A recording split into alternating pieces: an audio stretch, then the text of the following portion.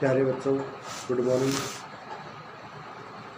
आज का हमारा विषय है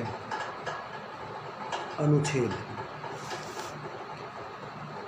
सबसे पहले हम व्याकरण में अनुच्छेद अध्ययन के उद्देश्य बताते हैं।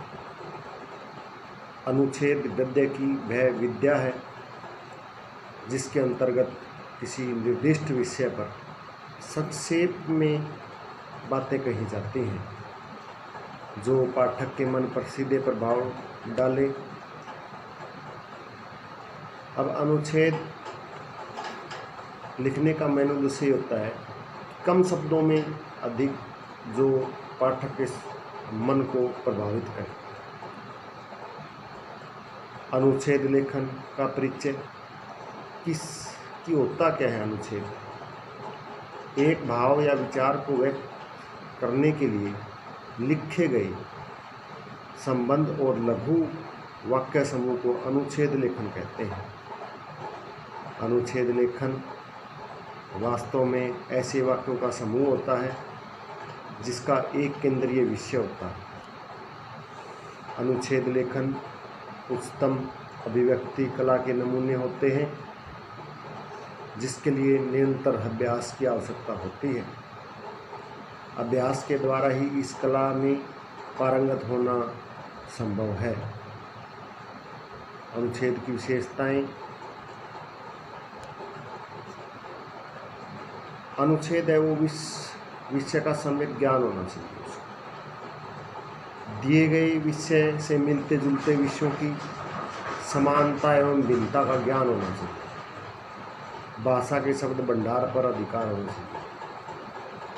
भाषिक संरचनाओं का पूरा ज्ञान होना चाहिए। बड़ी बात को छोटे छोटे वाक्यों, पदबंधों आदि के माध्यम से व्यक्त कर पाने की अभिव्यक्ति होनी चाहिए। विषय से संबंधित प्रमुख उक्तियों को बल देकर प्रस्तुत करना आना चाहिए।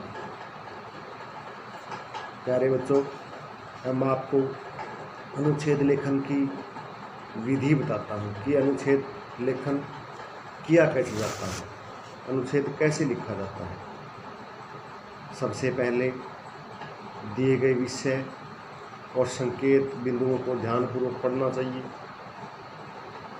शीर्षक के अनुसार केंद्रीय भाव तथा विचार का क्रमबद्ध तरीके से विस्तार होना चाहिए।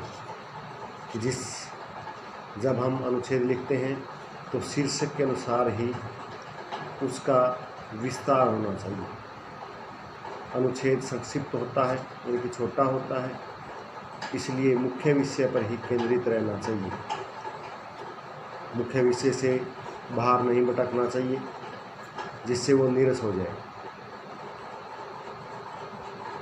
वाक्य परस्पर जुड़े हुए तथा तथ्य का विकास करने वाले होने चाहिए। अनुच्छेद की भाषा सरल, स्पष्ट और शुद्ध होनी चाहिए। मुहावरों, लोकोक्तियों के प्रयोग से अनुच्छेद को प्रभावी बनाया जा सकता है। मैं आपको एक अनुच्छेद लेखन बताता हूँ कि कैसे लिखा जाता है। विषय है ग्लोबल वार्मिंग,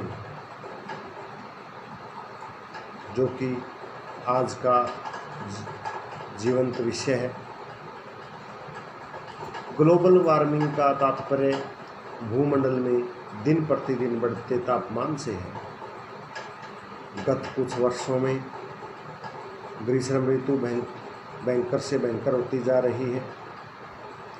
वायुमंडल का तापमान यदि इसी प्रकार से बढ़ता रहा तो मानव का जीवन का क्या होगा, कुछ कहना कठिन है। आज जन सामान्य की चिंता का विषय बन गया है ग्लोबल वार्मिंग। ग्लोबल वार्मिंग का प्रमुख कारण है सूर्य के चारों ओर व्याप्त ओजोन लेयर का क्षरण, ओजोन लेयर की कमी होनी। ओजोन की परत सूर्य के ताप को रोकने का काम करती है, लेकिन जब से ओजोन लेयर में दरार पड़ी है पृथ्वी का तापमान दिन ब दिन बढ़ता जा रहा है और वायुमंडल में कार्बन डाइऑक्साइड की मात्रा में वृद्धि हो रही है। ओजोन लेयर वस्तुतः सूर्य से आने वाली पराबैंगनी किरणों को रोकता है, परंतु इन दिनों क्लोरोफ्लोरोकार्बन के कारण ओजोन की परतों में दरार पड़ने लगी है। यदि यह प्रक्रिया सीमा लांघ गई तो पृथ्वी पर प्राकृतिक आपदाओं में वृद्धि हो जाएगी, जैसे बाढ़ें आएंगी, सूखा पड़ेगा, ग्लेशियर पिघलना शुरू हो जाएंगे और समुद्र के जल का स्तर बढ़ जाएगा, जिससे समुद्र तट के इलाके पानी में डूब सकते हैं। अतः ग्लोबल वार्मिंग के खतरे को टालने के लिए विश्व के सभी देशों को मिलजुल कर प्रयास करने होंगे। वैज्ञानिकों ने कहा है कि महानगरों में पानी की सतह पर कुछ छोटे छोटे जीव तैरते रहते हैं। इनको प्लैंटक्स या पलवक जीव कहते हैं। इसमें कार्बन डाइऑक्साइड को सोखने की असीम शक्ति होती है। ये जीव वायुमंडल की कार्बन डाइऑक्साइड को सोखने में मनुष्य की मदद कर सकते हैं। इसके अलावा प्रत्येक देश को कम ऊर्जा वाले उपकरणों के प्रयोग पर बल देना चाहिए। तो इस प्रकार से यह ग्लोबल वार्मिंग विषय पर मैंने आपको बताया। उसी प्रकार से चाहे कोई भी विषय हो, उसे हमें विषय केंद्रित ही रखना है, उसे इधर उधर नहीं भटकना है।